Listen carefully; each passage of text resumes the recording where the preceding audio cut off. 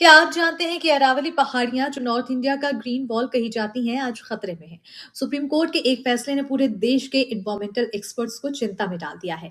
सवाल यह है, क्या अरावली सिर्फ 100 मीटर से ज्यादा ऊंची पहाड़ी ही होती हैं? और अगर डिफिनीशन बदल दी जाए तो इसका असर दिल्ली एनसीआर, राजस्थान, हरियाणा और हम सबकी जिंदगी पर क्या पड़ेगा?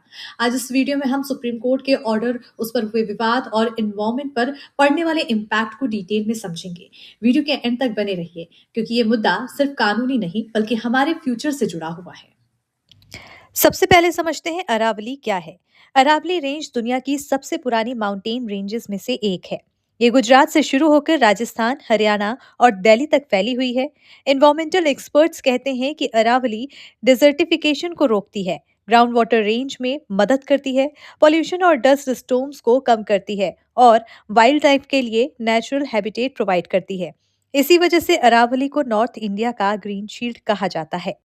और अब बात करते हैं सुप्रीम कोर्ट के कंट्रोवर्शियल ऑर्डर की। नवंबर में सुप्रीम कोर्ट के एक ऑर्डर के बाद नया विवाद शुरू हुआ। इस ऑर्डर के मुताबिक सिर्फ वही पहाड़ियां अरावली मानी जाएंगी जो जमीन से 100 मीटर से ज्यादा ऊंची हैं।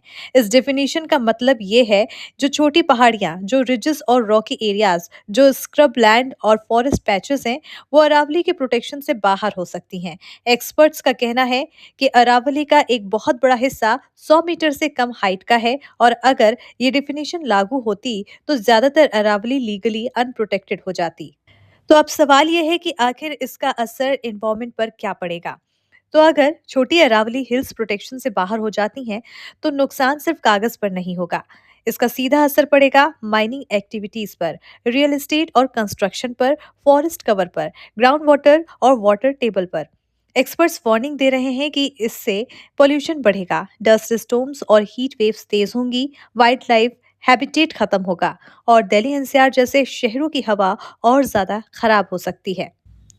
तो वहीं इस ऑर्डर के बाद स्टूडेंट्स, एनवायरमेंटल एक्टिविस्ट और एनजीओज ने इसका विरोध शुरू कर दिया है। लोगों का कहना था कि नेचर को रूलर से मेजर नहीं किया जा सकता है।